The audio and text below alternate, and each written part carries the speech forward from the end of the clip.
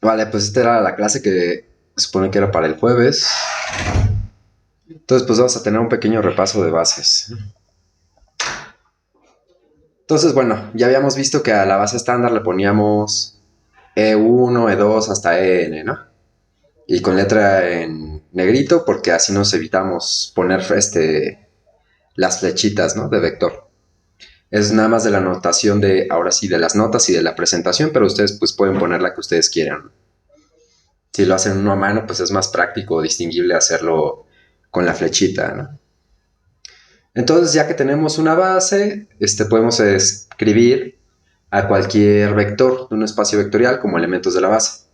Dados unos escalares del campo, por eso aquí sirve ponerlos, la distinción en negritas.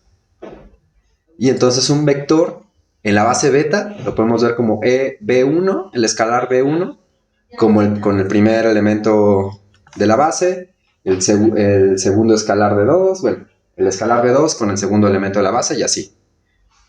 ¿Vale? También recordamos que ya habíamos dicho la clase pasada que le poníamos superíndices si se trataban de vectores y les poníamos subíndices si se trataban de covectores, ¿no? Los vectores son los que están directamente relacionados con el espacio vectorial y los covectores los que están relacionados con el espacio vectorial dual, ¿no? ¿Sí? ¿Hasta aquí vamos bien? Sí. Vale. Entonces, bueno, y teníamos una forma más compacta de escribir esta suma de un vector dada una base como una suma. O sea, tenemos la suma desde i igual a 1 hasta n del iésimo escalar por el iésimo elemento de la base.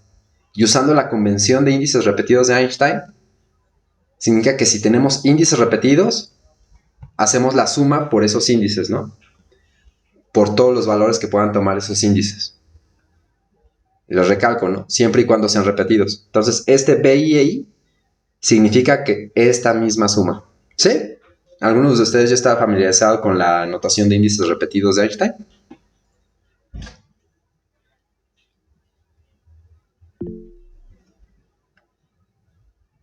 Vale, Pam, sí. ¿Quién más? O nada más.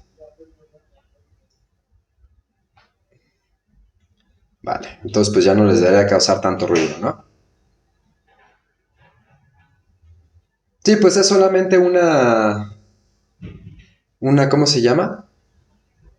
Pues una convención. Aquí en este curso ponemos las cosas contravariantes, o sea, los vectores con índices arriba y las covariantes, o sea, los covectores con el índice hacia abajo. Pero la convención de índices repetidos es la misma, ¿no? No importa si aquí yo tuviera un B sub i y un E sub i, seguiría aplicándose la suma, porque siguen siendo índices repetidos. ¿Sí? Ahora, podríamos tener otra base, que por cuestiones de practicidad solo le puse una barra, pero le dejé las mismas letras para que quedara claro que era una base. Entonces tenemos la base gamma y existen los n escalares distintos u, de manera que a un vector, dada la base gamma, la puedo escribir como la suma desde i igual a 1 hasta n de el iésimo u por el iésimo elemento de la base gamma. ¿Sí?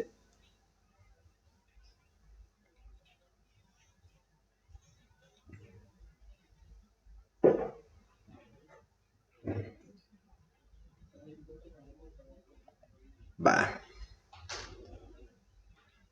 Entonces, como en muchas ocasiones se requiere, pues tenemos que tener un cambio de base, ¿no? De la base beta a la gamma, ¿no? Pero vamos a pensar ahora en el cambio de base beta a gamma únicamente, no de gamma a beta. El otro va a ser análogo, ¿no? Entonces significa que tenemos que expresar a los vectores de gamma como combinaciones lineales de los vectores de beta. Entonces a esta estructura de combinaciones lineales le vamos a llamar matriz. Y es así matriz sin que todavía la pintemos como un cuadradito. Todavía estamos en la parte abstracta, ¿no? Es una matriz. ¿Y qué es lo que hace esta matriz? Es asignar un escalar para cada índice i del vector de la base gamma y otro índice j con el correspondiente, pero de la base beta, que está multiplicando. Entonces, el primer elemento de la base gamma, escrito en términos de la base beta, va a ser este escalar, el índice que corresponde con la base gamma, este 1, y este 1 que corresponde con el que va a multiplicar de la base beta. Nos vamos al siguiente. Tengo un escalar, que es el que me va a dar la regla del primer elemento de la base gamma con el segundo elemento de la base beta. Y así sucesivamente, ¿sí? Este sigue correspondiendo con el escalar para escribir el primer elemento de la base gamma, pero como es su correspondencia con el enésimo elemento de la base beta, ¿sí? Y así nos vamos para cada elemento de la base gamma. Entonces, hasta ahora, estos que están aquí son matrices, pero solo son unas reglas de asignación de escalares. ¿Vale? ¿Cómo las solemos pintar desde primer semestre en geometría analítica, dependiendo de su curso o en sus cursos de álgebra lineal? Lo vamos a ver, creo que hoy mismo, en la parte de tensorial. Pero por ahora nuestras matrices son únicamente estas reglas que hay de correspondencia para hacer combinaciones lineales, ¿no? De cambios de base. ¿Sí? Pues sí están de acuerdo que si beta y gamma ya son bases, podría encontrar tales escalares.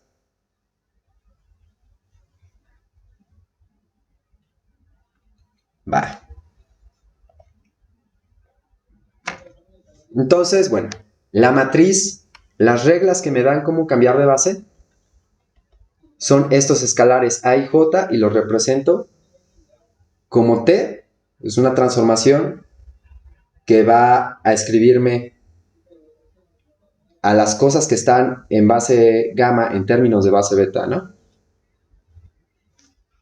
O lo que es lo mismo, voy a pasar de una base beta a una base gamma. ¿Sí? Un cambio de base.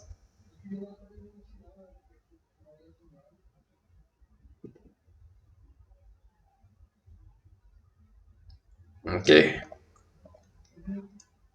Entonces, pues simplemente, como ya tenemos los índices repetidos, puedo escribir al iésimo elemento de la base gamma en términos de la base beta como la suma desde j igual a 1 hasta n del a y jésimo elemento de matriz o mi reglita por el jésimo elemento de la base beta.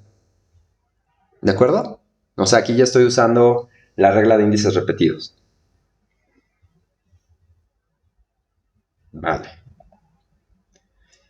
Y bueno, si quisiera hacer al revés, un cambio de la base gamma a la beta, voy a tener el caso contrario, ¿no? Voy a tener otra reglita distinta que está determinada por esta cosa de aquí. Estoy pasando de la base gamma a la base beta por esta matriz, que ya les dije que por ahora es solo una regla de identificación.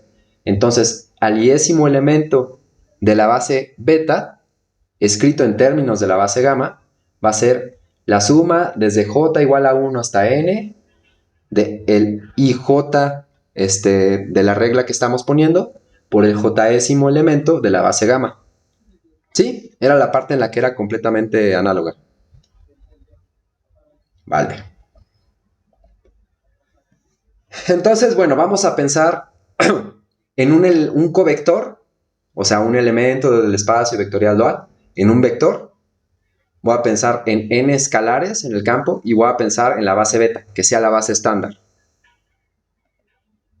Entonces, a la base del espacio dual le voy a llamar base dual. Y por notación solamente voy a poner beta estrella y lo voy a poner como E sub 1, E sub 2, E sub n. Entonces aquí ya estamos empezando a utilizar esta notación, ¿no? De que si tiene superíndices son para vectores y si son subíndices son para covectores. ¿Sí? ¿Hasta aquí vamos bien?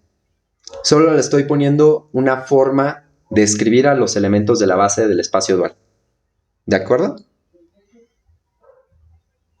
Vale.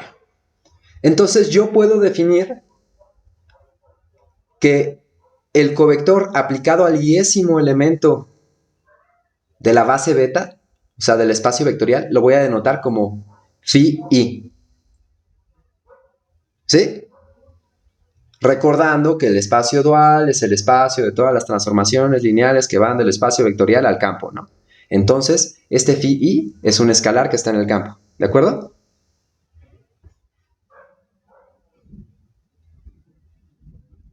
Vale. Ahora vamos a ver que la función coordenada respecto a una base indistinta va a ser esta de aquí.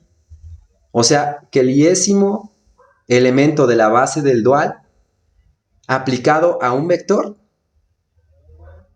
sin importar este vector en qué base lo estoy escribiendo, lo puedo escribir como este escalar de i. Y pues por practicidad, como lo estoy aplicando del espacio dual, voy a poner el índice abajo. ¿Sí?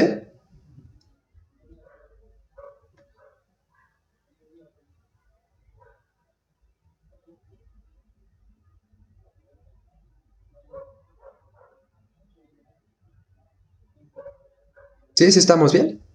O sea, pueden esto pensarlo en la base estándar, ¿no?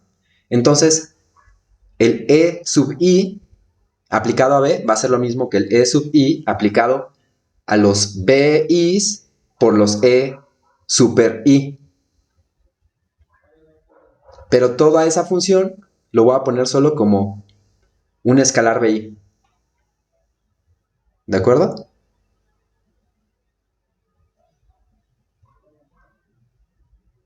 Sergio, ¿y en este caso sería covector también?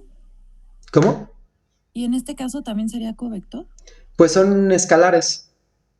Ah, es escalar, ok. Sí, o sea, bueno, este elemento de la base sí es un covector, pero lo estoy aplicando a un vector. Entonces me lo va a mandar a un escalar. Ah, sí, sí, sí. Gracias. Entonces hasta aquí vamos bien. Ya tenemos esta definición y tenemos esta función coordenada. ¿De acuerdo?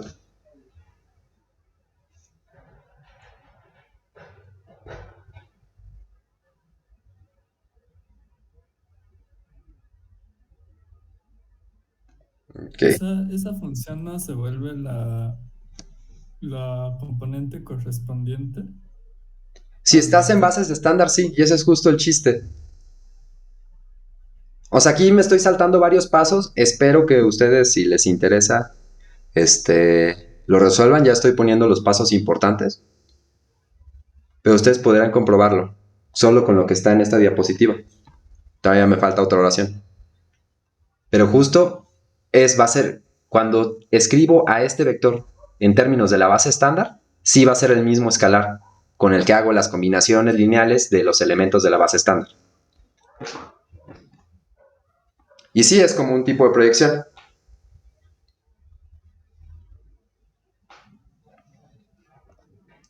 Ahora, la condición, esta que está aquí, esta en principio es como un corolario. Si la aplico, de aquí hecho aquí me equivoqué y debería ser un hiper J, o sea, bueno, un superíndice. Si le aplico el iésimo elemento de la base dual al jésimo elemento, fíjense, este de aquí debería tener la J arriba. Al jésimo elemento de la base del espacio vectorial, esto me debe dar una delta de Kronecker, una delta IJ. ¿Por qué? Porque al ser una base estándar, ya habíamos visto cómo son las bases estándar, ¿no?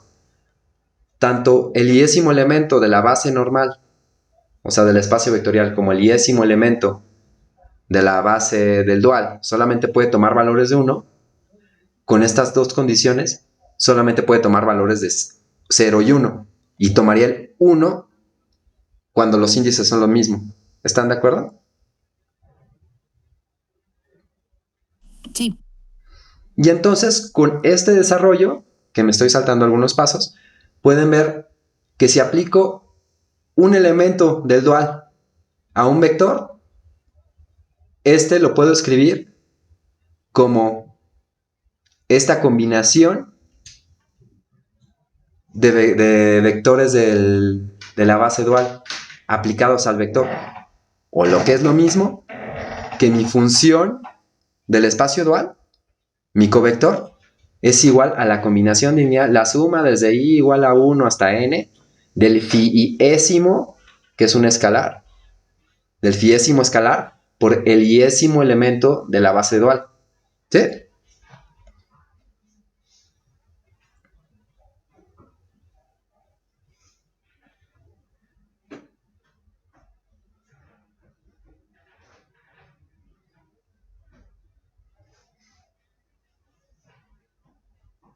¿Sí está bien?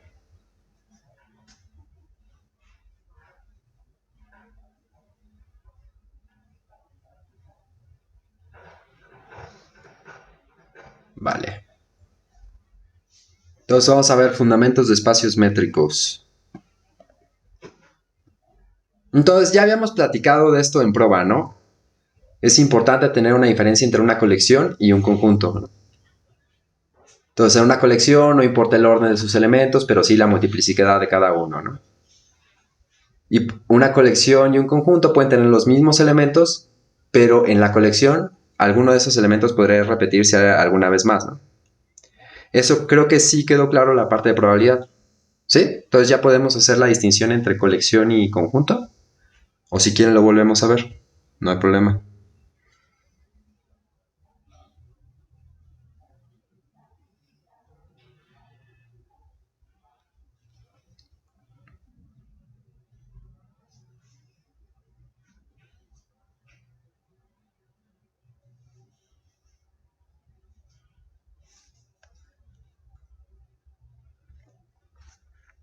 Ok. Entonces pues nada más me voy de rápido, ¿no? Puedo tener un X que sus elementos son A, B y C. Y puedo tener una colección que sus elementos son A, B y C. Sus cardinalidades son distintas. ¿Por qué? Porque el elemento A se repite dos veces y en el conjunto no importaba, ¿no? Entonces, espacios topológicos. Entonces, una topología sobre un conjunto X va a ser una colección T de conjuntos que van a tener las siguientes propiedades, ¿no? El conjunto vacío y el conjunto, o sea, la totalidad, están en la colección. ¿Sí?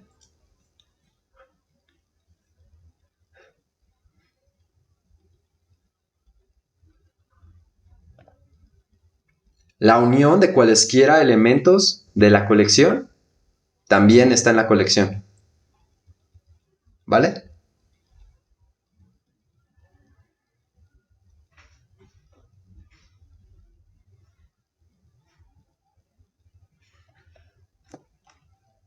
Y la intersección finita de cualesquiera elementos de la colección también va a estar en la colección. ¿Sí? Vale. Entonces, bueno, antes de ver esto, ¿no? Ya podemos encontrar como una similitud entre las estructuras algebraicas que hemos visto, ¿no? Los conjuntos de Borel podrían decir que son un espacio topológico, ¿no?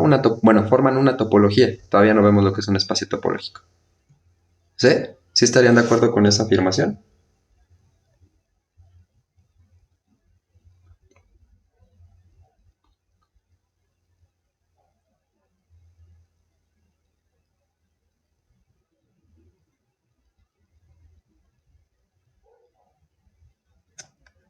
Vale. Entonces, dado un conjunto X, donde ya tenemos una topología, al par ordenado del conjunto con su colección, o sea, con la topología, le denominamos espacio topológico. Solo una definición. Entonces, bueno, de manera similar a un espacio vectorial sobre un campo, un espacio topológico es una estructura tau sobre un conjunto. De hecho, en esta misma presentación más adelante nos vamos a dar cuenta o vamos a empezar a combinar estos conceptos, ¿no? Un espacio vectorial va a ser un espacio topológico con ciertas características.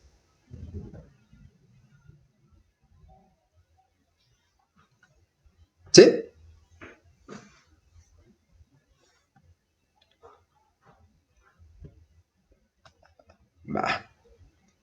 Entonces, si XT es un espacio topológico, decimos que U es abierto si U es un subconjunto de X y U es un subconjunto de la topología. Decimos que U es cerrado si U está en el espacio, es subconjunto del espacio, digo, del conjunto X, y X menos U es un conjunto abierto. ¿Vale?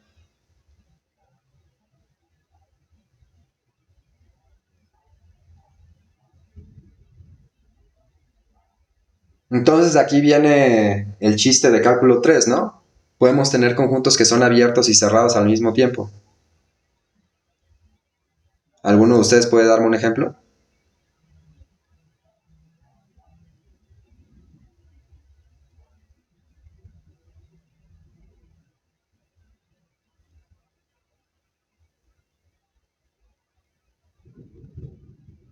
Justo, el vacío y el espacio topológico, ¿no?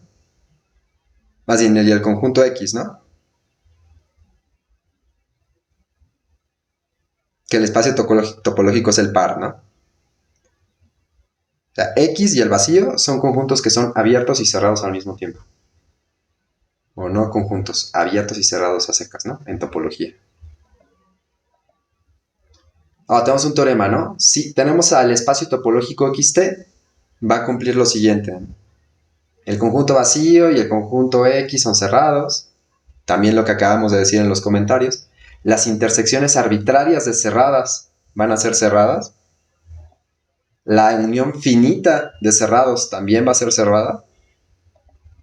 Y bueno, este teorema creo que no se los pido que lo demuestren, pero seguro lo hicieron de alguna modalidad en sus cursos de cálculo 3. ¿O me equivoco? ¿Sí los llegaron a hacer?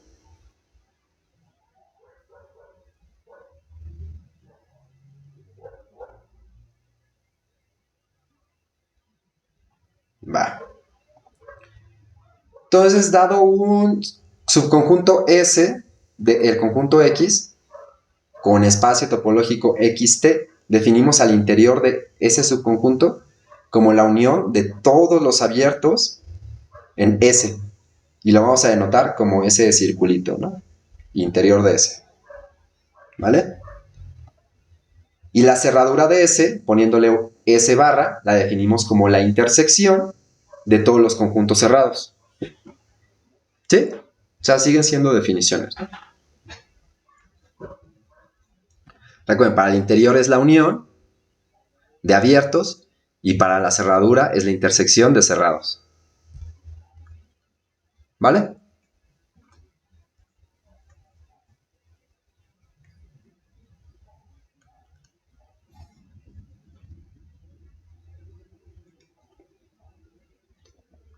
Va.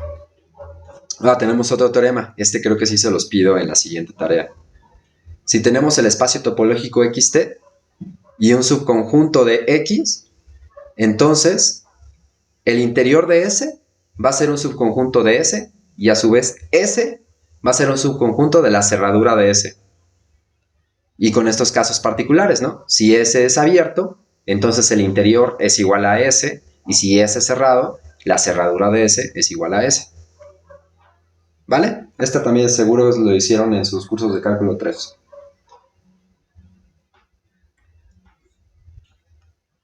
¿Sí?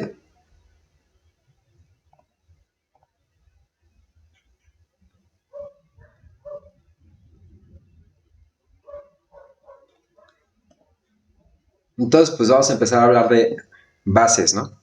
Pero ahora en topologías, ¿no? En espacios topológicos. Entonces, sea X un conjunto sobre el cual queremos definir una topología. Una base para la topología es una colección B de subconjuntos que le llamamos elementos básicos. Y que deben de cumplir estos elementos básicos, que para cada elemento del conjunto X hay al menos un elemento básico B, beta, que contiene a X. ¿Sí? Otra vez vamos, ¿no? Respecto como en la analogía con los conjuntos de Borel, este va a ser un conjunto, ¿no? ¿Sí? O sea, ya dijimos que es un subconjunto de X, ¿no? Pero para que no se confundan. ¿Sí? ¿Sí estamos bien hasta aquí?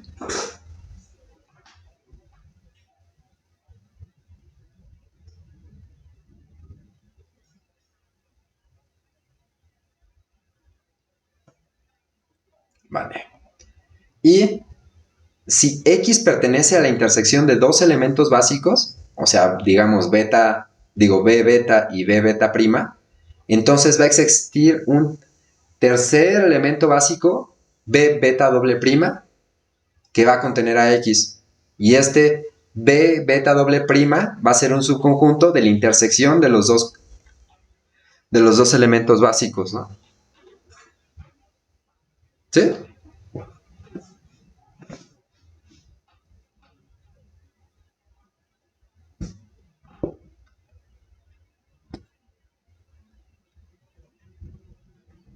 Vale. Ah, sí, podemos ir a espacios métricos. Ya tenemos lo que es una topología y lo que es un espacio topológico. Ya tenemos los elementos básicos de un espacio topológico. Entonces, ¿por qué nos importa el concepto de métrica? Pues porque somos físicos, ya sean teóricos o experimentales, tenemos que hacer medidas en nuestras teorías, ¿no? Tenemos que hacer una relación con lo que llamamos observables para tener la compatibilidad, ¿no? No solamente entre la física teórica y la experimental, como dice la diapositiva, sino entre las teorías que usan marcos matemáticos, ¿no? Y entre estas están justo las que son cuantitativas, ¿no? ¿Sí?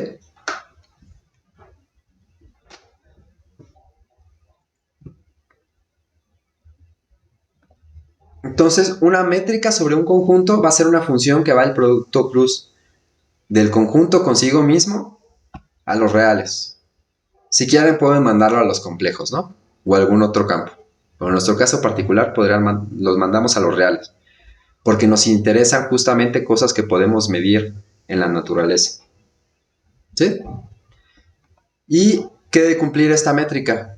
Bueno, tiene que ser definida positiva, ¿no?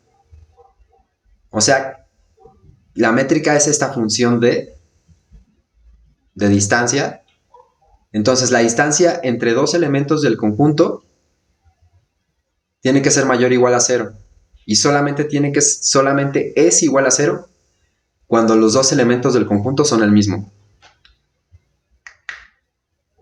¿Sí?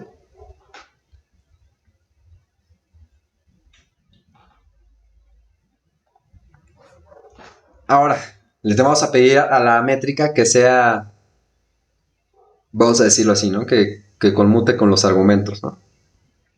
O sea, que la distancia de un elemento X a uno Y del conjunto va a ser la misma que la distancia de un conjunto Y a uno X, ¿no?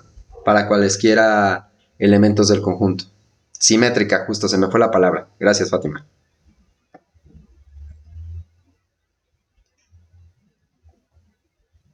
Y, bueno, la desigualdad del triángulo, ¿no? La distancia entre X y Y más la distancia entre Y y Z va a ser mayor o igual a la distancia entre X y Z. ¿Sí? Para cualesquiera tres elementos del conjunto. Entonces ya tenemos una definición de métrica que va probablemente más allá de las que vieron en sus cursos de cálculo 3, ¿no? La única diferencia es de que estamos hablando de un conjunto en lugar de estar hablando de los reales, ¿no? O alguna cosa isomorfa a Rn.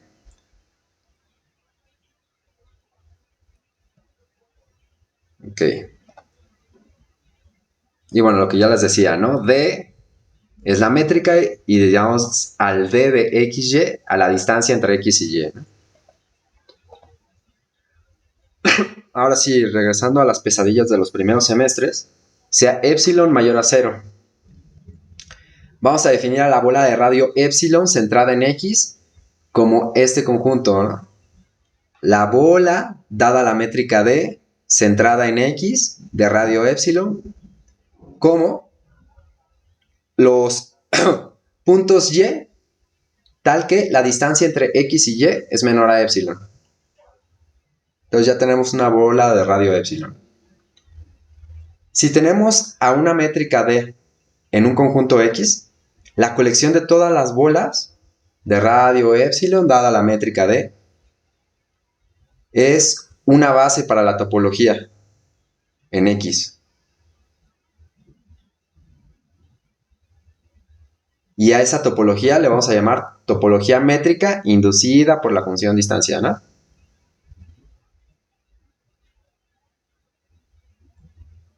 O sea, esto es como, de hecho, esto es un teorema, ¿no?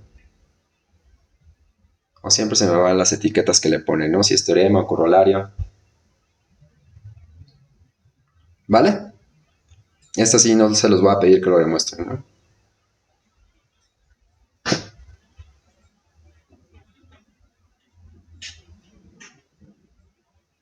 ¿Hasta aquí vamos bien?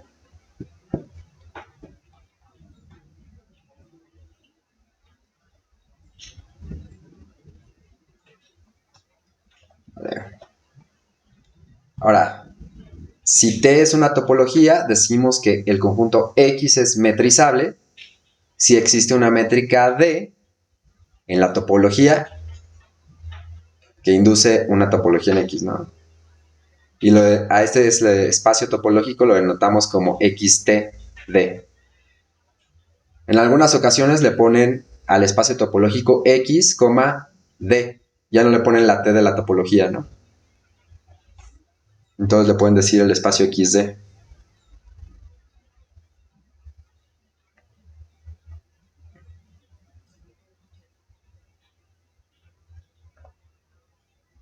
Así ya podemos definir un espacio métrico, ¿no? Y esa definición no es para nada apantallante, ¿no? Un espacio métrico es un espacio topológico metrizable. O sea, existe una métrica D que induce una topología en X. ¿Sí? Pero el punto es haber entendido las cosas que hacen que un espacio topológico sea metrizable. ¿Sí estamos bien hasta aquí?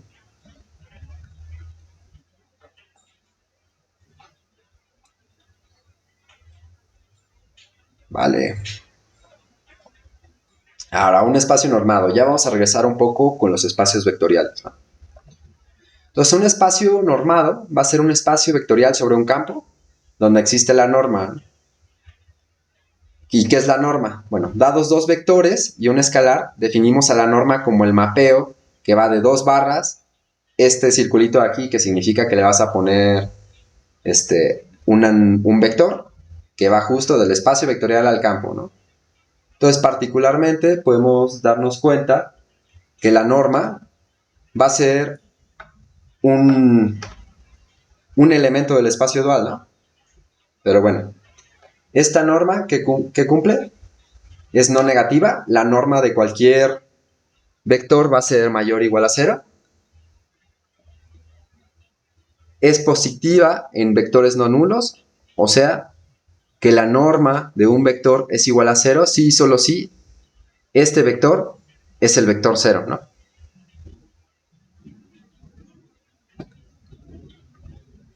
También que la norma va a sacar los escalares como el valor absoluto, dependiendo del campo, ¿no? O sea, la norma de alfa veces un vector va a ser el valor absoluto de este elemento del campo por la norma del vector. Y va a tener la desigualdad del triángulo, ¿no? La norma de la suma de dos vectores va a ser menor o igual a la suma de las normas individualmente. ¿De acuerdo?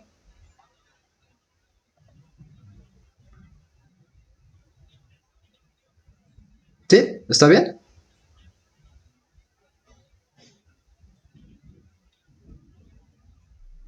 Sí, La pregunta de Jesús, ¿no? El hecho de que saque los escalares con valor absoluto no le quita el carácter de estar en el espacio dual. ¿Por qué le quitaría el...? O sea, el que saque las cosas como valor absoluto seguiría mandándolo al campo, ¿no? O sea, si el valor absoluto de una constante está en el campo y... Ah, ok, ya te entendí. Sí, tienes razón. Sí, tienes razón. Sí, no es lineal. De hecho, lo estamos viendo con la desigualdad del triángulo, ¿no? Tienes razón.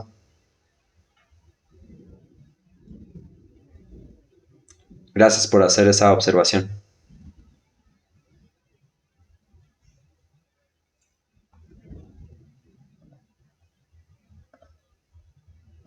Ahora, espacios con producto interno. Estos son los que nos interesan, ¿no? Entonces, vamos a pensar en tres elementos, tres vectores, y al producto interno lo definimos como el mapeo, donde tenemos, aquí va a ir un vector, aquí va a ir otro vector, va del producto cruz del espacio vectorial consigo mismo al campo. ¿Y qué va a cumplir? Que es lineal con el primer argumento. De esta forma, ¿no? B más alfa de U, coma W va a ser igual a B con W más alfa veces U con W. ¿Sí?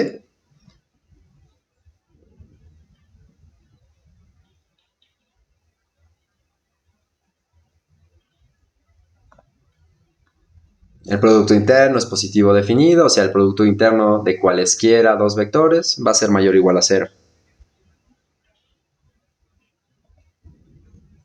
Y el producto interno es no degenerado.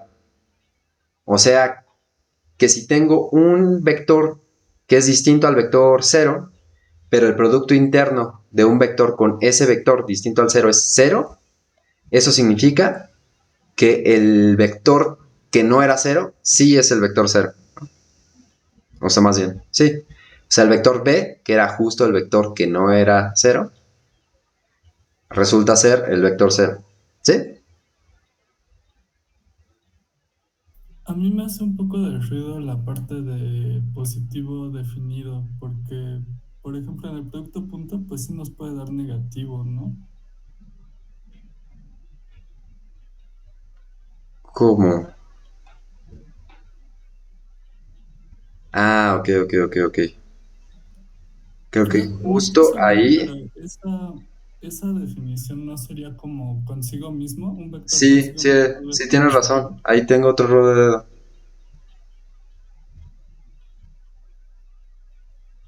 Sí, o sea, es de B con B.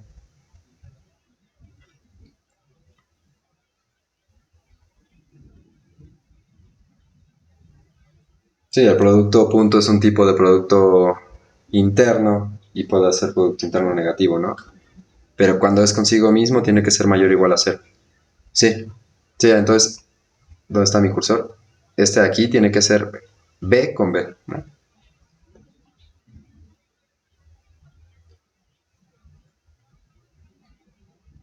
Bien, déjenme anotarlas porque luego se me olvida corregirlo. Esa es página 20, 24. ¿En qué otra parte había puesto un error de dedo en la presentación, si se recuerdan? Que esa no la había notado. Voy a regresarme rápido.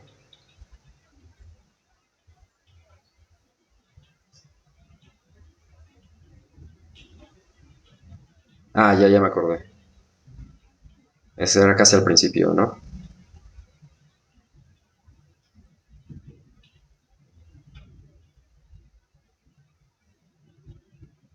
Ok,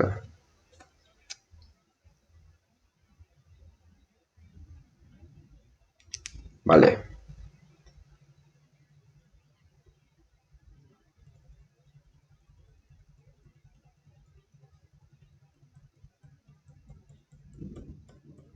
Sí, entonces hasta aquí vamos bien. Va. Entonces también podríamos definir al producto interno en términos del espacio dual. Este sí, ¿no? ¿Y cómo? Pues al poner una función lineal, dejando libre solo una de las entradas. De esta forma, ¿no? Este va a ser una función que es de una sola entrada, que va del espacio vectorial al campo, donde este vector ya está fijo. ¿Sí?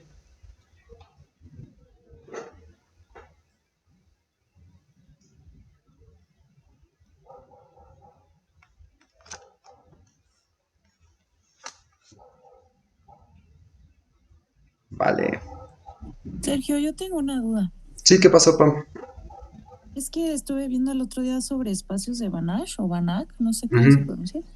Bueno, ¿Vale? dice que que cuando la D es completa, pero ¿qué quiere decir que la D sea completa? De un espacio métrico completo. Lo vamos a ver en la segunda clase de hoy. Ah, ok. Y si no es en la segunda Chance clase de sería. hoy, es en la primera del miércoles. Porque vamos a Sí. tener que definir espacios de Banach antes de definir espacios de Hilbert. Entonces, lo vamos a ver, Pam, no te preocupes. Gracias. Entonces, así, el producto interior de B con U lo escribimos como L sub B U y ya es solamente el producto interno que tenemos en la diapositiva anterior, ¿no? Y bueno, podemos notar la linealidad y por eso ya podemos, aparte de que va es del espacio vectorial al campo, es lineal, entonces ya podemos decir que pertenece al espacio dual, ¿no? Si lo definimos de esta forma, ¿no? Fijando uno. De hecho, fijando el que va en la primera entrada, ¿no? ¿Sí?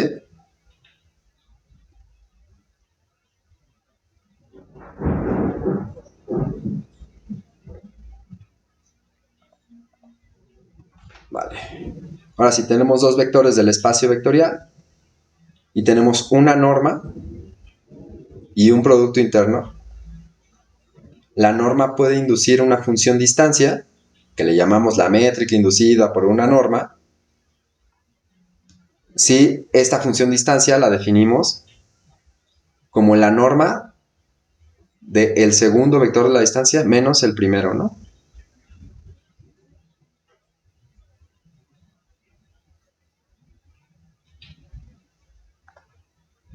Y el producto interno induce una norma y la llamamos norma inducida por un producto interno.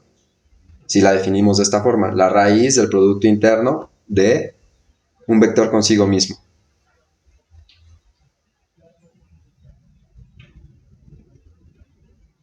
¿Sí? Entonces ya podemos hacer con esto, ya podríamos hacer la conexión con los espacios métricos, ¿no?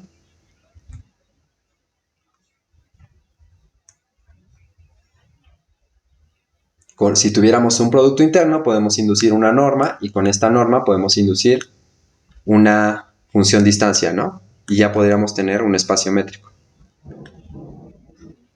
¿De acuerdo?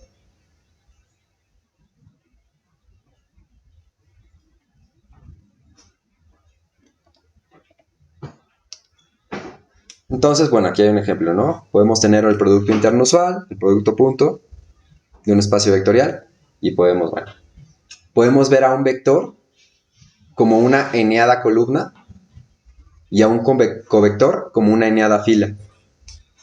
Si los escribimos tanto a los vectores como a los covectores en sus respectivas bases estándar, o sea, la base beta y la base beta dual, al producto interno usual lo podemos definir de esta manera, o sea, lo podemos visualizar de esta manera, ¿no? El producto interno de U con B lo vemos como la base del dual aplicado a U por el escalar que está de la base del normal, ¿no? Pero bueno, ¿esto qué quiere decir? Que este EI de U significa que lo pongo como un vector fila y a los vectores los pongo como vectores columna, ¿no? Y de aquí que sale, de nuestra definición de producto interno usual, pues tenemos nuestra regla de caratazo de multiplicación de matrices, ¿no? Pero al menos esta parte, ¿no? ¿Sí? Entonces ya tenemos el U1 por B1, el U2 por B2, etcétera, ¿no? Con otros índices repetidos, va a ser la suma de i igual a 1 hasta n del ui con el bi. ¿Vale?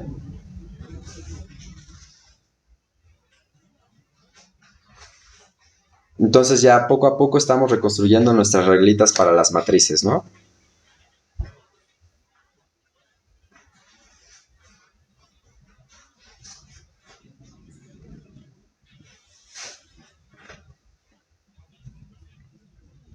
Bueno, y podemos notar que si aplicamos el iésimo elemento de la base del dual a una, ¿cómo se llama? A un covector, lo podemos aplicar. Es lo mismo que aplicarlo al psi j con la y-ésima base del dual. Esta psi j es un escalar, lo podemos sacar porque son funciones lineales. Entonces tengo la EI aplicada a la EIJ. Voy a tener una delta de Kronecker porque son elementos de base estándar. Y esto me va a dejar con una psi I. ¿Sí? Y como esto lo aplico para todas las I's, voy a tener justamente un vector fila, ¿no? De una eneada fila, ¿no? Porque es un covector, ¿vale?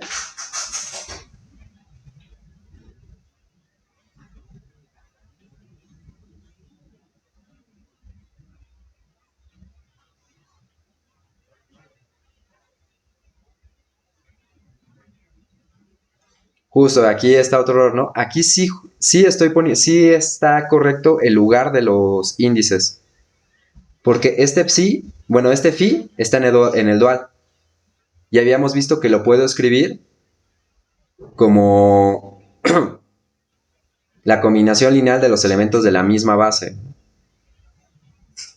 En este caso, respecto a las bases, los índices sí están en el lugar correcto. La delta y j es la que debería ir la j en la parte de abajo.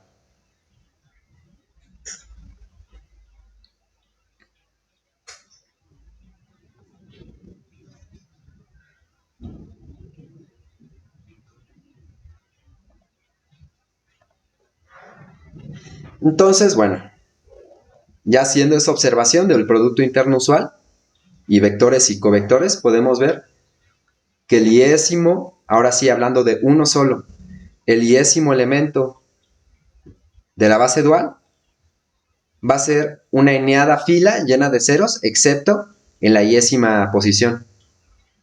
Y el análogo para los vectores, ¿no? Solo que no, bueno, no tenía tanto espacio para esta diapositiva y solamente puse este, ¿no? O sea, si tuvieran un E con un índice I arriba, sería el vector columna, ¿no? Donde tiene ceros en todos lados, excepto un 1 que ocupa la iésima posición. ¿De acuerdo?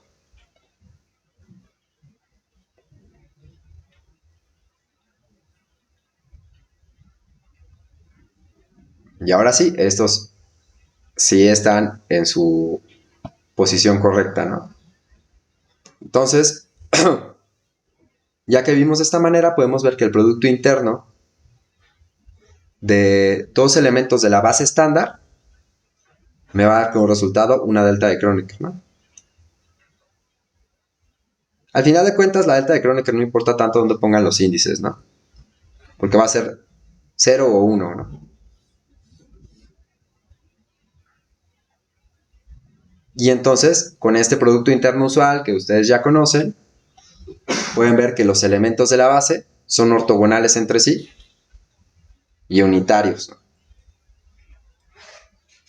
O sea, ortonormales. ¿Vale?